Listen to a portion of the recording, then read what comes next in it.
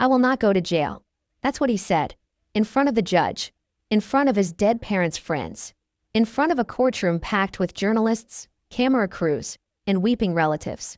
Nick Reiner, son of beloved director Rob Reiner and actress Michelle Singer, stood tall, chin up, voice calm. No tremble. No apology. Just 5 cold words. I will not go to jail. Let that sit with you for a second. Before we continue, please hit the like button, subscribe to the channel, and turn on the notification bell for updates. Because that moment didn't just shift the energy in the courtroom. It split reality in two. One world, where justice meant retribution. The other, where wealth, fame, and family legacies bought something else entirely. But before we get there, we need to go back. Back to a mansion in Brentwood. Back to a blood-soaked crime scene. Back to a family that looked perfect. Until it shattered from within. Because what happened inside that $13.5 million estate wasn't just a tragedy. It was a statement, and the man accused of making it isn't backing down. The night everything changed. It was supposed to be a quiet Sunday. No Hollywood premieres. No political fundraisers. Just a wealthy couple in their 70s, winding down their weekend in one of LA's most exclusive zip codes. Rob Reiner, 78. Michelle Singer, 70. Married nearly 4 decades. Parents to Nick and Romy. Friends to presidents, producers, and the kind of neighbors who throw $10,000 a plate dinners for campaign funds. By all accounts, they were homebodies that night. The cameras caught them returning around 5:42 p.m. No staff were scheduled to stay late. Security logs show all gates were locked. But at 9:13 p.m., precisely, the estate's primary security camera feed went dark. 17 minutes later, a 911 call came from a housekeeper arriving early for her Monday shift. Her voice, we won't play the full tape, was pure panic. There's blood everywhere. On the floors. Oh my God. He's not breathing. I think they're both. Oh my God. Dispatchers couldn't even get her to finish the sentence. By the time emergency crews arrived, it was too late. Rob was slumped over the arm of the living room couch, multiple stab wounds across his torso and neck. Michelle lay near the base of the staircase. Her eyes were open. Her hands had tried to fight back. But she hadn't made it far. The guest house. Now let's talk about the guest house. Set on the far end of the Brentwood estate, this separate structure had its own entrance, kitchen, and privacy hedges. Almost like a house within a house. And that's where Nick Reiner lived. Nick, 32. Aspiring filmmaker, son of Hollywood royalty. He'd bounced between rehab stints and low-budget film projects for years. No one ever quite figured him out. Some said he was a sensitive artist, misunderstood and struggling. Others said he was angry, dangerous, a walking contradiction, one foot in luxury, one in despair. Police found him sitting on the guest house couch. Calm, silent. Blood was on his shirt. There were scratches on his forearms. And a steak knife was found soaking in bleach in the guest house kitchen sink. When officers entered, Nick reportedly turned slowly, looked them straight in the eyes, and said only one sentence. Is it over? What did that mean? No one knew. Not then. Not fully. But it would haunt every interview, every hearing, and every YouTube true crime theory that exploded in the days that followed. Who is Nick Reiner, really? You may think you know the Reiner name. Rob Reiner gave us The Princess Bride. A Few Good Men. When Harry Met Sally. He stood for liberal values, fought for free speech, produced documentaries calling out government corruption. He was Hollywood good, if there is such a thing.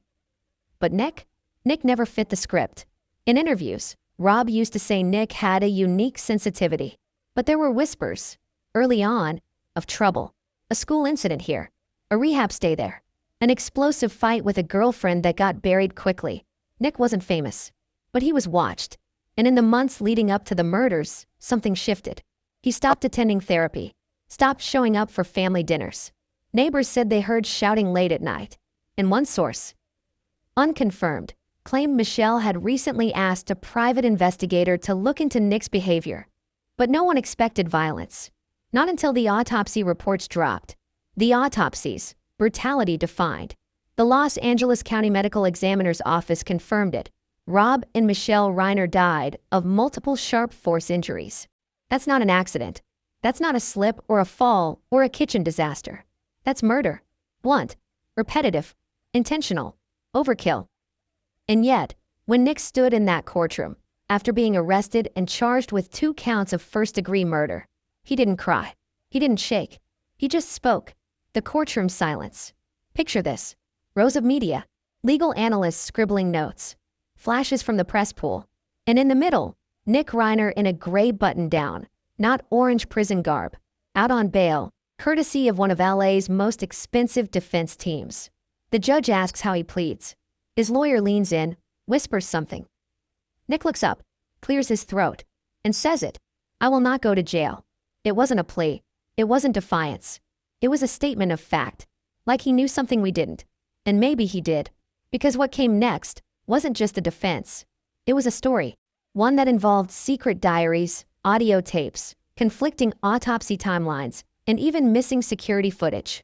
One where Nick claimed that he wasn't the real threat in that house. But that's a story we'll unpack, chapter by chapter. Because Nick Reiner didn't just break his silence in court. He broke something deeper, the illusion that fame protects, or that family means safety. He didn't whisper. He declared. And now, we're left to untangle the wreckage. Because this isn't just a true crime story. It's a Hollywood betrayal. One that begins with a scream and ends with a secret. But what came next would change everything, and no one saw it coming. What really happened between 9:13 p.m. and 9:30 p.m. inside the Reiner estate? We know what the headlines say. We've heard the official police timeline. But there's a gap, 17 minutes, where the cameras cut out, the alarms stayed silent, and 2 beloved icons were butchered in their own home. How does that happen? And more importantly, why? The night begins. It started like any other Sunday. Rob and Michelle Reiner were known for their routines. They weren't the kind of Hollywood elite who partied late or vanished to exotic retreats. They liked their home, their space, their rituals. Dinner was always around 6 p.m., usually cooked by Michelle herself, unless they had guests or staff. They'd eat in the sunroom, watch MSNBC, maybe sip on wine if they were feeling loose. At 5:42 p.m., the Reiners returned home after visiting friends in West Hollywood. Footage shows them smiling, laughing. Michelle held a small bouquet of white lilies. Rob opened the front gate from the driver's seat himself. They had no idea that less than 4 hours later, their lives would end. The call. At 9:30 p.m., the Brentwood 911 operator received the call. It was chaos. The housekeeper, Lupe Delgado, had arrived early for Monday prep. But when she stepped inside, she smelled something metallic. Acrid. She thought it was bleach. But then she saw the body. Her scream, captured on the 911 tape, pierced the dispatcher's headset. It wasn't just fear. It was betrayal. Shock. The kind of sound people make when the world doesn't make sense anymore. I see blood. On the floor. Rob he's, oh God. Oh God. By the time paramedics arrived, both Rob and Michelle were pronounced dead. Time of death, estimated between 9 o'clock and 9:25 p.m. And here's where it gets disturbing. The bodies. Rob Reiner's body was found slumped over the edge of the living room couch. Multiple stab wounds to the chest. 3 to the abdomen. 2 defensive cuts on his right hand. Meaning he fought back. But the killing blow? A deep slash across the neck. Almost surgical. Michelle was found face down near the stairs. She had blood on her nightgown. Her left hand was broken, consistent with a hard fall or struggle. 12 stab wounds. None fatal on their own, but together fatal. She bled out before help could arrive. There were no signs of forced entry, no valuables stolen, no alarms triggered. This wasn't a robbery. It was personal. The guest house, untouched. Now here's where the story takes its first chilling turn. While the main house was a war zone of blood and broken glass, the guest house was silent. And inside, Nick Reiner, alone, wearing a gray t-shirt. Blood splattered across the front. No shoes. Officers said he didn't run, didn't hide, didn't even ask why they were there. He opened the door, looked at them, and calmly said, "Is it over? Is it over?" What does that mean? Was he referring to the attack? Or something else? A nightmare he believed had ended? A chapter closed?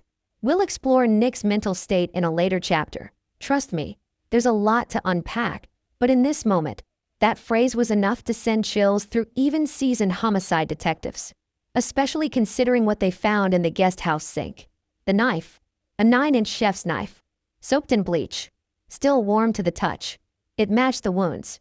LAPD forensics confirmed it had traces of Rob and Michelle's blood. But they also noted something strange. There were no fingerprints. Not Nick's. Not anyone's. Completely wiped. But here's the contradiction. Nick's shirt was soaked in blood, and scratches lined his forearms. How do you clean the knife? But forget yourself. Sloppy mistake? Or stage setup? Hold on to that thought. Because the evidence doesn't stop there. The scene of the crime. The living room was in disarray. Furniture overturned. A broken wine glass on the floor. Blood splatters on the rug and wall, the pattern suggesting a struggle. And yet, no signs of forced entry, no busted locks, nothing stolen, which led police to one conclusion. The killer was already inside, and the only other person living on the estate was Nick. The autopsy report. According to the coroner, Rob and Michelle died within minutes of each other. But here's the twist. Based on blood oxygen levels, it appears Rob was killed first. That matters, because it suggests a sequence. Whoever did this didn't panic after one stabbing. They kept going, from Rob to Michelle, with deliberate, cold focus. That's not rage. That's not impulse. That's intent, which makes Nick's calm demeanor even harder to ignore. And then there's the camera outage. Camera blackout. As mentioned earlier, the estate's security system experienced a mysterious blackout between 9:13 p.m. and 9:30 p.m. All footage gone. No backup feed. No motion alerts. Nothing. Now ask yourself, coincidence? Or time sabotage? Investigators believe the system was disabled from the inside. Someone who knew the codes, knew the layout, knew the blind spots. Again, that points inward. But wait, there's a dog. Here's a fact that didn't make headlines. The Reiners had a dog. A golden retriever named Penny. Penny was found hiding under the dining table. Unharmed. Shaking. Dogs bark at intruders. They react to violence. So why didn't the neighbors hear barking? Was Penny familiar with the killer? Or was she drugged? Toxicology showed no sedatives, which only deepens the mystery. Why was she quiet? Why didn't she warn them? Unless the killer knew how to calm her. Unless it was someone she loved. A family affair. Look, no one wants to believe the son did it. Not in this story. Not in any story. We want someone from the outside. A stalker. A stranger. A home invader. But that's not what the evidence shows. No one broke in. No one fled. And Nick was right there. So now we have to ask the unthinkable. What would push a man to kill his parents? Revenge? Mental illness? Desperation? Or something else entirely? We'll dig deep into Nick's past soon. His childhood. His trauma. The diary. But for now, we sit with this moment. Two parents. Slaughtered in their home. A son. Standing silent in the guest house. A knife. Washed clean. A camera. Disabled. And a sentence that still echoes in our minds. Is it over? But what happened next? Didn't bring answers. It brought even more questions. Because just days later, detectives would uncover a hidden journal. And what was written inside would turn this case upside down. What if the truth wasn't spoken in court, but scribbled in secret behind a locked guest house door? In every true crime story, there's always a turning point. A moment where the narrative snaps. Where what we thought we knew crumbles under the weight of something darker. For Nick Reiner, that moment came when detectives opened the drawer beside his bed. Inside was a black leather-bound journal. Unlabeled. No title. No name. Just pages, dozens of them, filled with jagged, obsessive handwriting. The guest house diaries. And what was written inside would make jurors shiver. A window into madness. Or something worse. Let's back up. Nick Reiner had lived in the guest house on his parents' property for almost 18 months. To outsiders, it was a generous gesture. Parents supporting their struggling adult son as he recovered from addiction and tried to get his life back on track. But to insiders, it was something else. It wasn't charity, one family friend whispered to local reporters. It was containment. That's right, there had been incidents. Yelling, shouting matches, threats. But Michelle was the type to protect her children fiercely, maybe to a fault. She insisted Nick was healing, that he just needed a safe space. But the guest house became more than a refuge. It became a fortress. And inside, Nick was writing. The first entry. The earliest entry in the journal is dated August 17th, 2024. It reads, "Mom doesn't trust me. I see it in her eyes. They don't knock anymore before they come in. I'm 32, not 12. But maybe if I show them who I really am, they'll stop pretending I'm broken. Just a few lines. But already, it sets a tone. There's paranoia, resentment, a growing storm. As the months go on, the entries grow longer, angrier, more fragmented. Some pages are covered in scratches. Some switch between upper and lowercase mid-sentence. Some include hand-drawn faces, crude, staring, always frowning. And one word keeps repeating over and over. They lied. But what lies? That's what prosecutors wanted to know. What were Rob and Michelle lying about? Were these the delusions of a paranoid man, or the clues to a deeper family fracture? On November 3rd, Nick wrote, "Dad still thinks I'm weak. He tells his friends I'll never be what he was. But what was he? A liar in a suit. Everyone sees the hero. I see the monster." That entry made it into evidence. It was read aloud during the pre-trial hearing, and gasps filled the courtroom. Because up until that moment, the public thought this was just a case of mental decline, a tragic accident by a disturbed son. But this entry, and the ones that followed, told a different story. One of bitterness, of a growing vendetta, of a son who believed he was owed something, and was ready to take it. The red marked entry. There's one page that investigators found especially chilling. It's dated December 8th, 2024, 5 weeks before the murders. I hear them at night, talking about me like I'm not real, like I'm a disease they're tired of hiding. Do we cut him off? She said. Do we make him leave? He didn't answer. He never does. He just lets her do the dirty work. But I won't go quietly. They don't get to abandon me. Not after everything. In the top right corner of the page, there's a red ink circle around the date. Investigators believe this could have been a marker, a signal to himself, a countdown. Because here's the kicker. On December 9th, a day after that entry, Michelle emailed her attorney. The subject line? Options for eviction. A secret no one was supposed to see. Nick was never supposed to read that email. But digital forensics later showed something startling. He did. A mirror login from a guest house IP address revealed Michelle's email account was accessed briefly just 2 hours after she wrote the draft. She never mentioned it to anyone.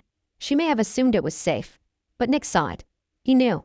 And 2 days later, he stopped writing in the journal. Not another word. Nothing until the day of the murders. Then suddenly, a single page. A short, horrifying sentence scrawled across the center in all caps.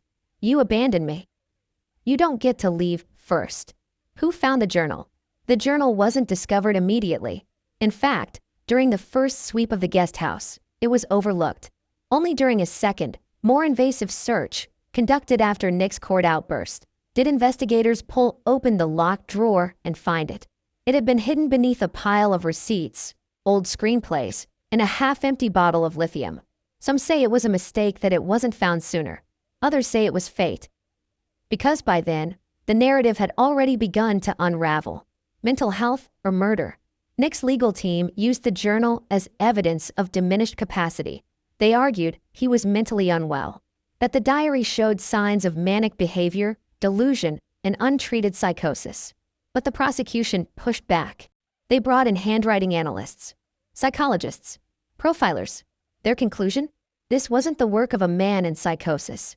It was planning. It was obsession. It was revenge. They pointed to the consistent entries, the timeline matching events in the household, and the disturbing level of clarity in each passage. One expert testified, "This isn't a mind unraveling. This is a mind preparing. This was a manifesto in slow motion."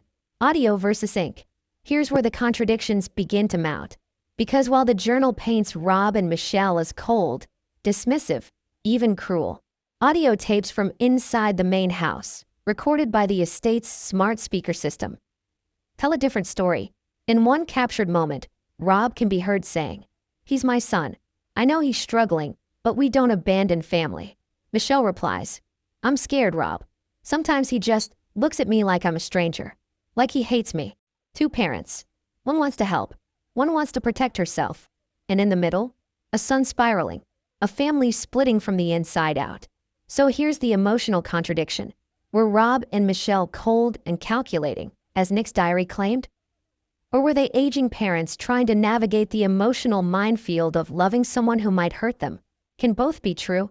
That's the tension that haunts this case. The diary is proof, yes. But of what?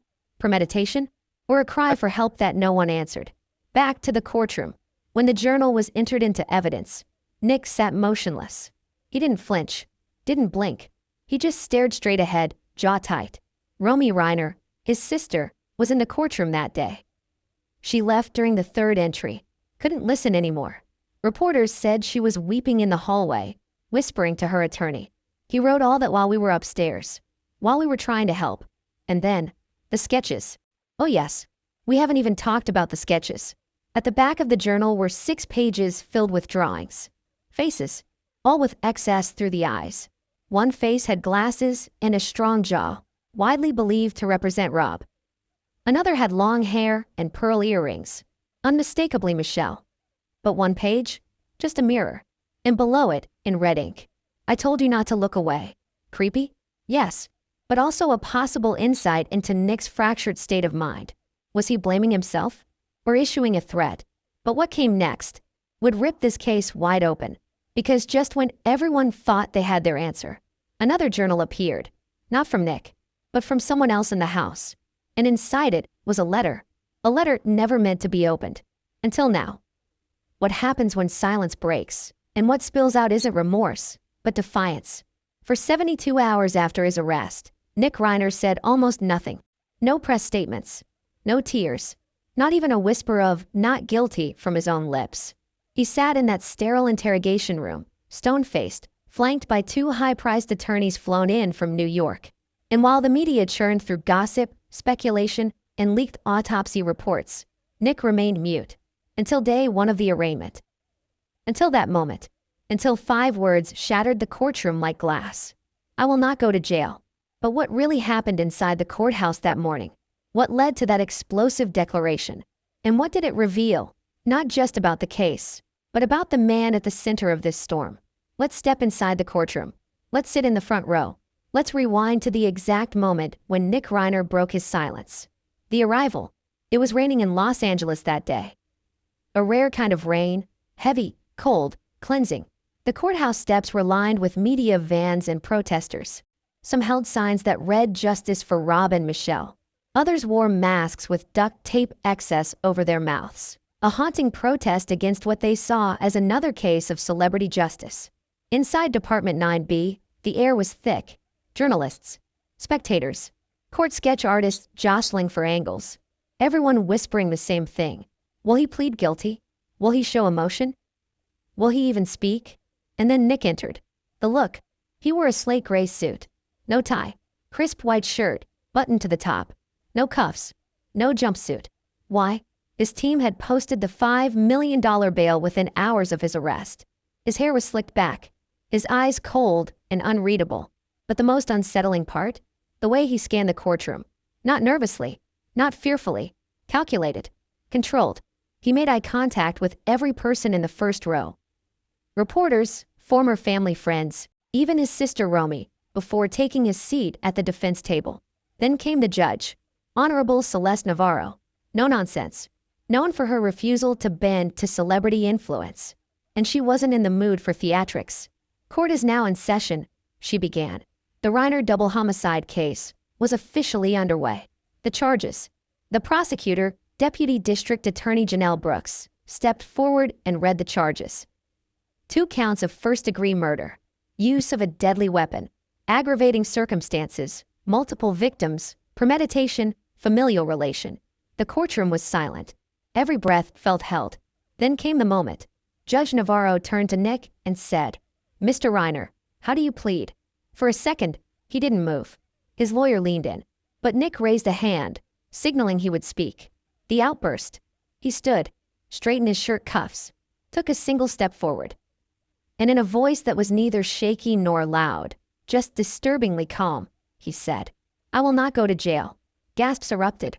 Courtroom security shifted. Cameras clicked. Romy's hand flew to her mouth.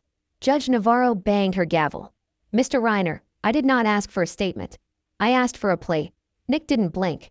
He simply turned, looked at the gallery, and then whispered to his lawyer, "Not guilty." His attorney, Kenneth Malloy, then repeated it for the record. "Your Honor, my client pleads not guilty on all counts." But no one was listening anymore. Because those 5 words, "I will not go to jail," had already gone viral. By noon, they were trending across Twitter, Reddit, YouTube, and every crime podcast in America. But why did he say it? Why that phrase? And why then? A message or a meltdown? Speculation spread like wildfire. Was Nick threatening the court? Predicting a legal technicality? Or was it some kind of psychotic break? The prosecution had a theory that Nick wasn't crazy. He was calculated. That statement wasn't accidental. It was the first move in a psychological chess match. A message to everyone watching. I'm not sorry, and you can't touch me. But his defense had a different spin. They claimed the statement was a symptom, not a strategy. Nick, they argued, was suffering from delusional disorder. A break from reality triggered by years of trauma, emotional isolation, and untreated mental illness. They called it shield language, an instinctive phrase used by psychotic patients when facing perceived threats. "I will not go to jail" wasn't a boast. It was a plea. So which is it? Calculated defiance? Or fractured delusion? The first witness, a friend turned foe. The arraignment wasn't meant to have witnesses. But the DA made a surprise motion to submit a statement from a former close friend of Nick, Jacob Farrow, a screenwriter, former roommate, now estranged. The judge allowed a brief read-in. Jacob's words stunned the court. Nick used to say that his parents were just placeholders, that they stood between him and his real life. Once, when we were drinking, he joked, "I won't be free until they're gone. Maybe I'll send them off in a blaze of Hollywood irony, like a script I never got to finish." At the time, I thought it was a joke. Not everyone laughed, especially not when the DA revealed Jacob had already passed a polygraph. The sketchbook slip. Then, as if the day weren't chaotic enough, the press got a hold of leaked photos from Nick's sketchbook. Yes, another piece of disturbing evidence. Among the drawings, a floor plan of the Reiner estate, arrows, entry points, a timeline scribbled on the side, 9 p.m., lights out, 9:15 p.m., entry, 9:20 p.m., silence. One sketch had 2 stick figures, lying in pools of red. Underneath it, the phrase, "Sometimes silence is the loudest scream." Now again. The defense claimed artistic expression. Nick was writing a screenplay, his lawyer insisted, not confessing to murder. But the judge didn't look convinced, and neither did the jury pool. The look on Romy's face. Let's not forget Romy. She sat in the second row the entire time, face stone still, eyes locked on her brother. When Nick said those 5 words, she didn't cry. She didn't flinch. She simply looked away, like she had heard it before. That moment spoke louder than any testimony. Because what could be more damning than the silent heartbreak of your own sister? A strategy or a suicide note? Nick's legal team left the courthouse in chaos. One reporter yelled, "Do you really believe your client is innocent?" His lawyer responded, "What I believe doesn't matter. What we can prove does." Cryptic, cold, and oddly reminiscent of Nick's tone. Are they playing a game here? Is this about justice or about image? And behind closed doors, what was Nick saying to his team? We may never know, but what we do know is that someone in the courtroom that day saw something the rest of us missed. Because 24 hours later, an anonymous tip was sent to the district attorney's office. The message read, "If you want the truth about that night, you need to listen to the Reiner family smart speaker archives. There's a voice you haven't heard yet." And what they uncovered wasn't just another recording. It was a confession, but not from who you'd expect. What if the murder wasn't about family at all? What if Rob Reiner wasn't the only target, but just the beginning? Let's face it, when most people heard that Rob and Michelle Reiner were murdered in their Brentwood home, the assumption was simple. This was a domestic tragedy, an unstable son, a moment of madness. But that's not the only theory. And as investigators dug deeper, something unsettling began to surface. Rob Reiner had enemies. Real ones. Not just people who disliked his movies. People with power. People with vendettas. People who didn't want his voice echoing in politics, Hollywood, or the press. And when you look closely, you begin to see a different kind of motive. One that goes far beyond bloodlines. The power of Rob Reiner. To understand the danger Rob might have been in, you need to understand the power he held and the influence he wielded. We're not talking about the Princess Bride here. We're talking politics. In the last 10 years of his life, Rob Reiner transformed from beloved filmmaker to vocal activist. His foundation, American Foundation for Equal Rights, pushed the envelope on LGBTQ rights, campaign finance reform, gun control, and media accountability. He openly criticized sitting U.S. presidents. He funded opposition research on political candidates. He had private meetings with lawmakers. He wasn't just a celebrity. He was a threat. Stay out of it, Rob. In a series of leaked emails from 2023, uncovered during a media investigation into Reiner's political activity, one chilling message was revealed. Subject line, "Stay out of it, Rob." The sender? An untraceable encrypted email address. The content? No one cares what you think. You had your time. Don't poke around in places that don't concern you. The timing? Just 1 week after Rob publicly announced he'd fund an expose into a political PAC accused of laundering campaign money. Coincidence? Or warning? Missing cameras, missing files. Now here's where things start to get weird. Remember the blackout in the Brentwood Estates security footage?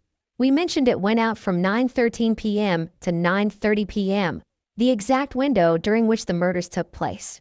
But what wasn't reported publicly until much later was that Rob's office computer was wiped clean. That's right.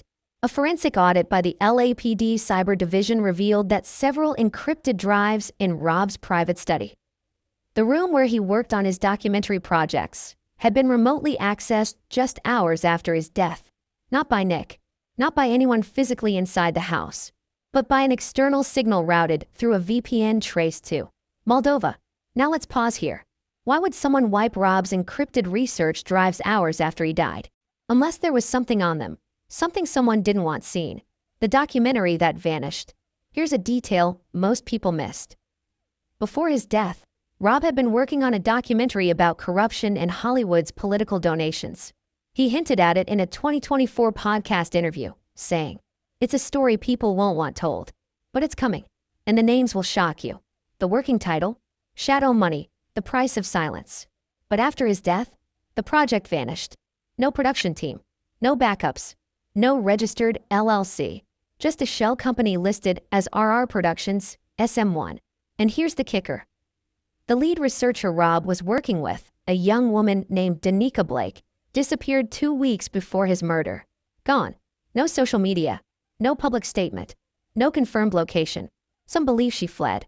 Others believe she didn't get the chance. Was Rob onto something? Now ask yourself this. Could Rob's murder, and Michelle's, have been part of something much bigger? A silencing? A warning? A message? Because if this was a simple case of parricide, why would external parties be wiping data? Why would unnamed foreign IPs be tracking his emails? Why would a documentary project disappear overnight? The DA hasn't confirmed this angle publicly, but 2 former LAPD detectives turned consultants, who requested anonymity, claimed they were approached by a private intelligence firm weeks before the murder. They were asked to run a background threat assessment on Rob Reiner. Their conclusion? Rob had poked the wrong beehive. Nick's unlikely defense. Here's where things twist again. After the prosecution entered Nick's diary into evidence, the defense made a bold claim in pretrial motions. Nick didn't act alone. In fact, he may not have acted at all. According to his lawyers, Nick claimed that other people had been in the house that night, people who wanted his father silenced. He claimed his mother found out about the documentary and was scared, that she'd beg Rob to stop digging. That claim was initially laughed off, until an email surfaced. Michelle's warning. 1 day before the murders, Michelle sent an email to her longtime friend, actress, and producer Marla Teschner. In it, she wrote, "Rob won't stop. He thinks he's doing the right thing, but I can feel it closing in. There are people watching. This doesn't feel like paranoia anymore. I've seen the same car drive by 3 nights in a row." That email was never intended for public release. But when Teschner came forward with it, the case took a massive turn. Because it didn't come from Nick. It came from Michelle, a woman with no history of mental illness, no reason to fabricate fear. And suddenly, the narrative shifted. The possible fall guy. What if Nick was being set up? What if someone knew he was volatile, unstable? What if they used him, planted the knife, triggered a breakdown, let him take the fall? After all, what better suspect than a son with a documented history of mental health struggles, an eviction notice looming, and a journal full of rage? Too convenient? Maybe. But stranger things have happened in Hollywood. And as we've seen time and again, Power protects itself. The enemy's list. Several figures Rob had targeted in his documentary had reason to stay quiet. A studio executive allegedly linked to illegal campaign donations. A former senator turned media mogul. A real estate investor with deep ties to foreign money laundering. All names now buried in NDAs and legal protections. None have commented publicly on Rob's death. And all, according to a leak from the documentary's treatment draft, were being investigated by Rob's team in the months before the murder. So who really killed Rob and Michelle? It's the question echoing across the country. Was it Nick? An unhinged son with a grudge?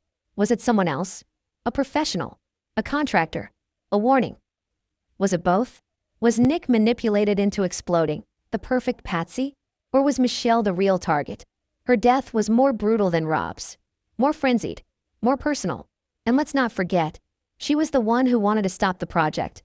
But what came next would upend everything. Because just when the conspiracy theory started to grow cold, LAPD analysts recovered a backup, a deleted file, buried in Rob's cloud, a single voice note. And the person speaking on that recording was not Nick. Was not Michelle, but someone else. Someone the public didn't even know was involved. Until now.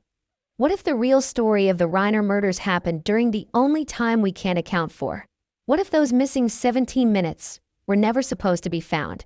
9:13 p.m. to 9:30 p.m. It's a tiny sliver of time.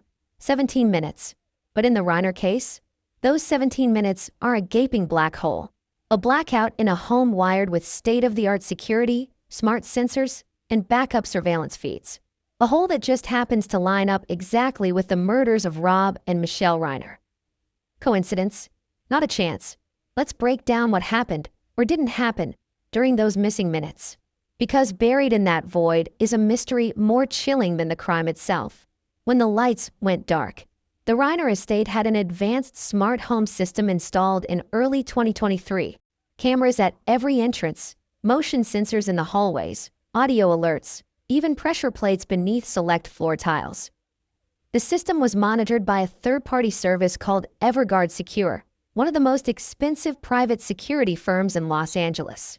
Their tech promised uninterrupted surveillance, which is why it was so alarming when, at 9:13 p.m. on the night of the murders, everything went offline. No warning, no malfunction report, just total blackout. Even the system's failsafe, a backup battery that activates during outages, didn't kick in. Investigators initially assumed power failure. But the rest of the neighborhood was fully lit. No outages reported within a 2-mile radius. So what caused it? The official report used a word that raised eyebrows. Manual interference. Translation? Someone inside the house, someone with access to the system's internal panel, turned everything off. Who had access? According to Everguard's records, only 4 people had the passcode to the system's administrative panel. Rob Reiner, Michelle Reiner, the estate manager, Felix Hutton. Nick Reiner. Let's take Felix off the board for a moment. He was in Palm Springs with his wife that night. GPS, hotel receipts, and multiple witness confirmations all check out. That leaves 3. Rob, Michelle, Nick. Rob and Michelle are dead. Nick is the prime suspect. But here's the kicker. The system wasn't just shut down. It was erased. That's right. Logs wiped. Event history deleted. Even motion sensor triggers purged. Someone didn't just want to avoid detection. They wanted no record that detection was ever possible. And this was an amateur hour. It took LAPD's Digital Forensics Unit 6 days to recover a partial data cache from the system's encrypted memory. What they found raised more questions than answers. The 9:12 ping. 1 minute before the blackout, a motion sensor pinged in the downstairs hallway. Just one. The alert showed brief movement outside Rob's study. Then, black. The next alert wasn't until 9:31 p.m., when Lupe Delgado entered through the service door and triggered the kitchen sensor. Nothing in between. 17 minutes. A void. And yet, the mirror device that changed everything. Here's where the story gets weirder. Because while the main system failed, there was one device no one counted on. A backup. Hidden. Almost forgotten.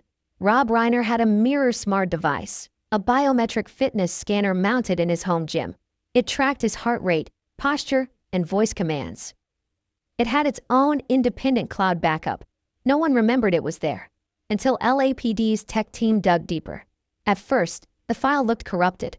The timestamp was odd, 9:18 p.m., right in the middle of the blackout. But after hours of recovery, they got audio, and what they heard was chilling. The audio file. A transcript of the recovered 9:18 p.m. audio log reads as follows. Male voice, Rob Reiner. I told you, this ends tonight. Unknown male voice. It doesn't end unless you stop digging. Female voice, Michelle Reiner. We're not afraid of you. Unknown male voice. You should be. Then a scuffle, glass breaking, a short scream, and silence. Who was the unknown voice? That's the million-dollar question. It wasn't Nick. At least, not according to voice analysis. LAPD's forensic lab ran comparisons between the unknown voice and known samples of Nick's voice from phone calls, court statements, and video interviews. The result? Inconclusive, but likely not Nick Reiner. The cadence was different. Tone deeper. Accent, slightly Eastern European. Now wait, didn't we already mention a Moldova-based VPN in Chapter 4? Yep, same pattern. Same geographic digital fingerprint. Coincidence again? Not likely. Who else had access to the house? This is where things start to get shady. Because just 1 week before the murders, a security technician from Evergard visited the estate for a scheduled system upgrade. His name? Leonid Kravik, Ukrainian-American. 32 years old. Hired subcontractor. Passed background check. But here's the problem. After the murders, he vanished. Quit his job. Left his apartment. No forwarding address. Phone disconnected. And one more detail. He was last seen leaving the Reiner estate with an external hard drive in his backpack. Witness testimony from next door. A neighbor, 84-year-old Muriel Schultz, came forward days after the murders with what she called a weird detail. She said she heard a low-pitched humming sound at exactly 9:15 p.m. coming from the direction of the Reiner house. Not shouting, not breaking glass. A humming, like a generator. Or maybe a jamming device. That's the current theory. Experts now believe a signal jammer may have been used to disrupt outgoing security alerts and cloud backups during the attack. And who'd know how to use that? A trained tech. Someone like Leonid. But where was Nick? Here's where the suspicion still tightens around the sun. Because according to the recovered logs from his smartwatch, synced with his fitness app, Nick's heart rate spiked at 9:14 p.m., held steady at a dangerously elevated 143 BPM, and returned to baseline by 9:28 p.m. That suggests physical exertion. Running? Fighting? Murder? His defense claims he was having a panic attack. That he'd been triggered by a conversation with Michelle earlier that evening and was pacing, hyperventilating, and in emotional distress. But prosecutors disagree. It's the only moment in weeks his data shows sustained physical stress. They argued in court. And it just happens to line up with the window in which both parents were murdered. Hard to ignore, especially when there's no alibi, no cameras, no witnesses, no excuses. So here's what we're left with. A complete security blackout, emotion alert moments before it happened, an unknown voice threatening Rob and Michelle, a missing subcontractor with access to the system, Nick's elevated vitals, and a double homicide that fits perfectly into a 17-minute window. Too neat? Maybe. But then came one final twist. The call that never happened. According to phone records, Rob tried to place a call at 9:16 p.m., just 3 minutes into the blackout. The number? A private line registered to a known investigative journalist at the Los Angeles Chronicle. The call never connected. Signal interference. Possibly jammed. But the reporter, Catherine Ray, confirmed that Rob had contacted her 3 days prior. He had promised to deliver something that would expose everything. They were supposed to meet the day after he was killed. So who's hiding what? Let's put this together. Rob had dirt on powerful people. Michelle wanted him to stop. A tech vanished after gaining access to their system. A voice not belonging to Nick was captured mid-blackout. Nick's heart rate suggests involvement. And the only evidence that survived was never supposed to. Which leaves us with the biggest question of all. If Nick didn't act alone, who helped him? And why are they still free? The answer might be in the letter Romy Reiner gave police, just 2 days after the funeral. And what it said changes everything. What happens when the last surviving member of a family steps forward and tells the truth no one else would dare say out loud? Until now, Rob Reiner had stayed quiet. No interviews. No press conferences. No Twitter threads. The daughter of Rob and Michelle Reiner, and the older sister of Nick, Romy kept her silence while tabloids circled like vultures and the courtroom turned into a media circus. People speculated she was too grief-stricken to speak. Others believed she was scared, that she knew more than she was letting on. But then, 2 days after her parents' funeral, she walked into the LAPD's Wilshire division and handed them a letter, folded, handwritten, signed at the bottom, Nick. And what it revealed would change the direction of the entire case. A family under siege. Let's back up for a moment. Romy and Nick were never close. Not publicly. While Nick struggled through rehab stints and accusations of entitlement, Romy built a quiet life in the indie film world. She stayed under the radar. Her art was weird, poetic, sometimes dark, but never dramatic. She was the normal one, the adult, the stable child of a Hollywood legacy. But privately, sources say she carried the weight of the entire family. She was the one Michelle called at 2 a.m. crying after Nick had another outburst. The one Rob asked for advice when Nick wouldn't speak to him for weeks. The one who offered to move Nick into a separate apartment and was overruled. She knew where the fault lines were. And she also knew where the bodies were buried. Figuratively. Until now. The funeral incident. Rob and Michelle's funeral was private. Only 42 guests. No press. Tight security. But that didn't stop one scandal from breaking through. Halfway through the service, as Romy was finishing her speech about her parents' legacy, a shadow appeared in the doorway. Nick, uninvited, accompanied by his attorney and 2 bodyguards. Gasps echoed through the chapel. One mourner stood up and whispered, "Is this a joke?" Another broke into tears. Nick didn't say anything. He just stood at the back and stared at Romy, at the caskets, at the stained glass windows like he was expecting them to shatter. He didn't approach. He didn't speak. But Romy saw something in his eyes, and that's when she decided to tell the police everything. The letter. When Romy delivered the handwritten letter to police, she told the detective, "He left it in my mailbox the night before the funeral. No envelope. Just this." The letter was 4 pages long. Nick's handwriting was erratic, rushed, words crossed out, some sentences repeated, some lines trailed off into scribbles. But the message was clear. He didn't act alone, and even more shocking, he claimed he had tried to stop it. "I didn't want it to happen this way," the letter read. "I begged them to leave. I told them something was coming. But Dad wouldn't back down. Mom said it was all in my head. They didn't see what I saw. And then I wasn't in control anymore." Who is them? That's what investigators wanted to know. Who was Nick talking about? Begged them to leave? "I wasn't in control anymore." The phrasing was vague, cryptic. But in the margin, scrawled in jagged print, was a single name. Leo. Sound familiar? It should. Because in Chapter 5, we learned about Leonid Kravik, the tech who worked for Everguard. The same man who vanished after performing a routine upgrade on the Reiner estate's security system. The man last seen leaving the property with a hard drive. And now, Nick was naming him.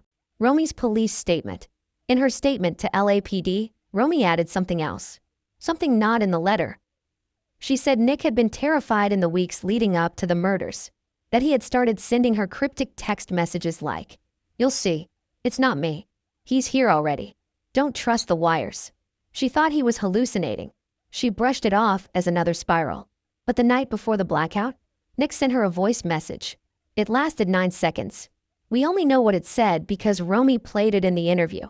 Nick's voice. "They're not here for me anymore. They're here for Dad.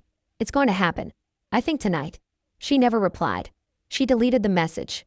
And after the funeral, when he showed up and stood silently at the back of the chapel, she realized he had come to say goodbye. Not to their parents. To her. Why did Romy wait? That's the question prosecutors had. Why didn't she come forward sooner?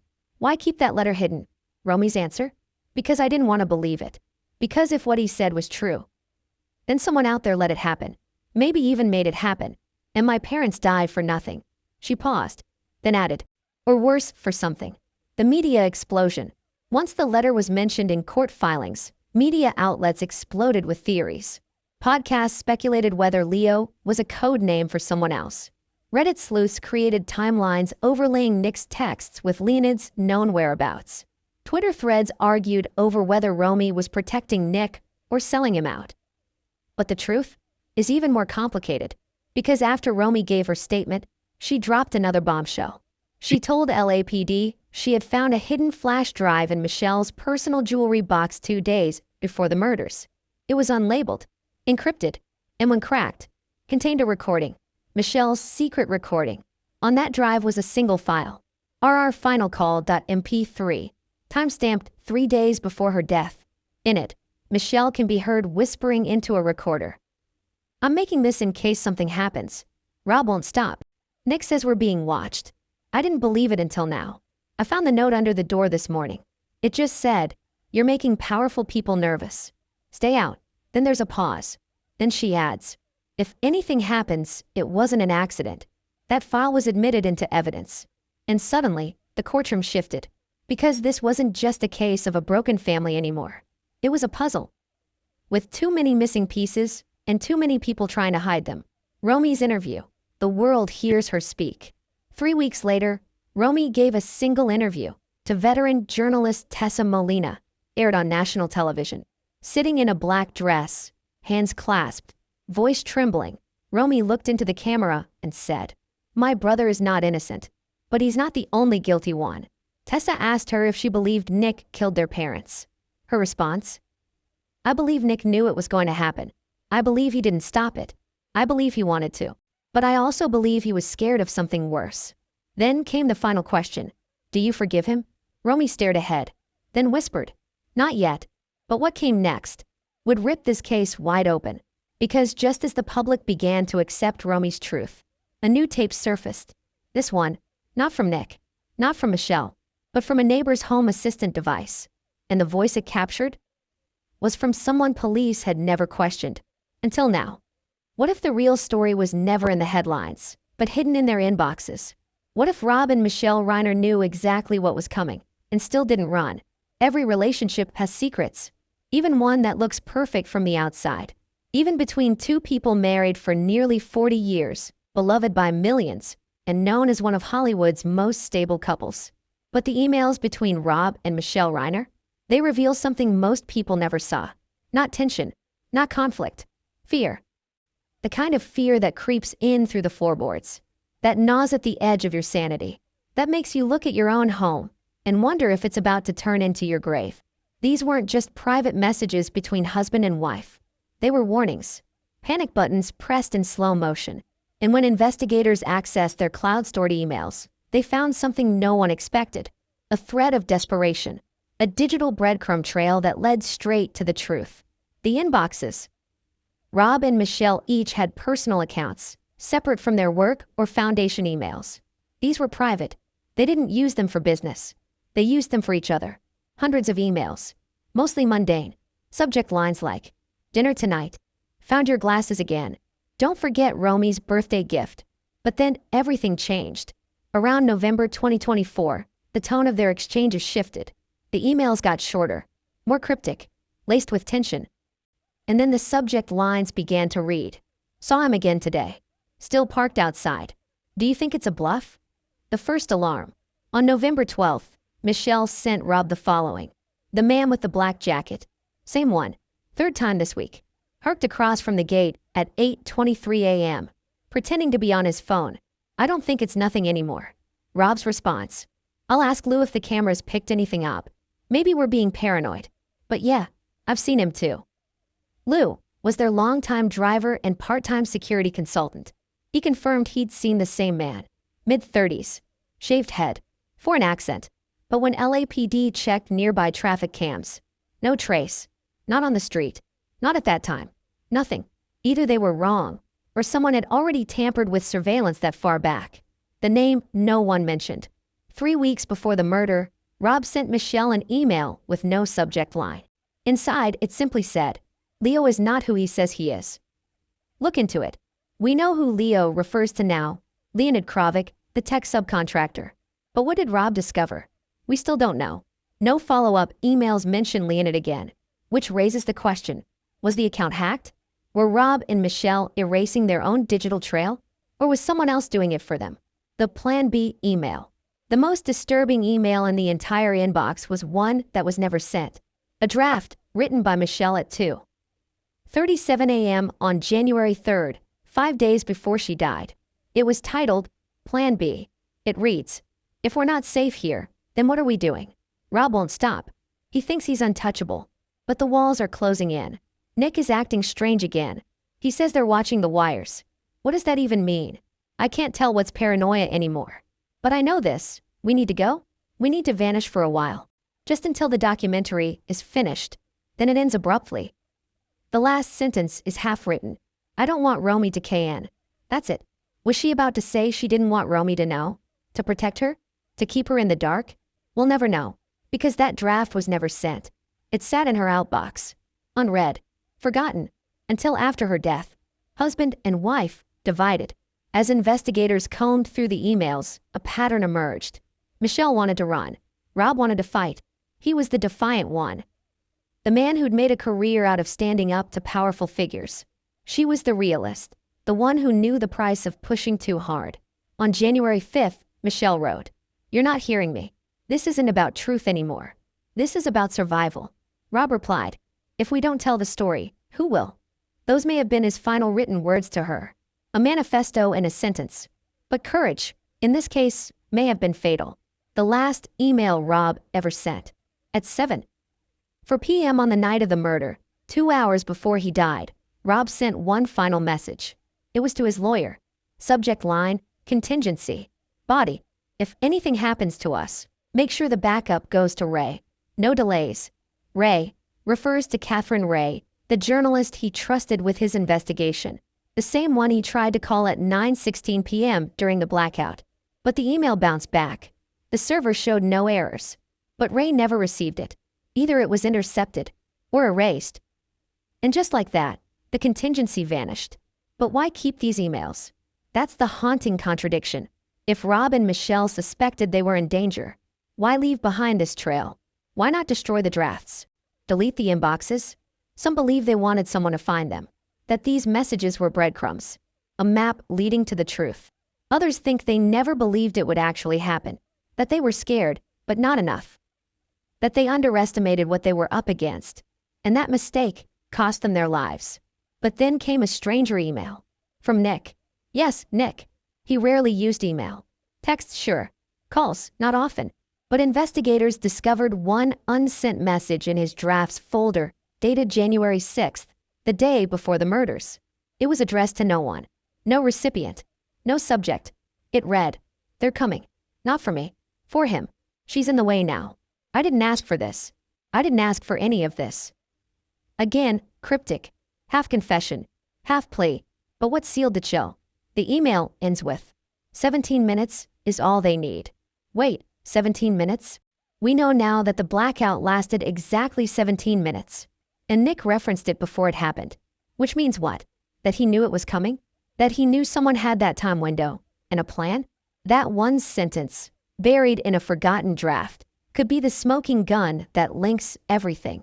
The security system blackout. The mysterious Leo. The stage cover-up. The orchestrated murders. And what happened next would shake the investigation to its core. Because just as detectives began to piece the emails together, a neighbor came forward. Their home assistant had been recording, and what it captured wasn't just audio.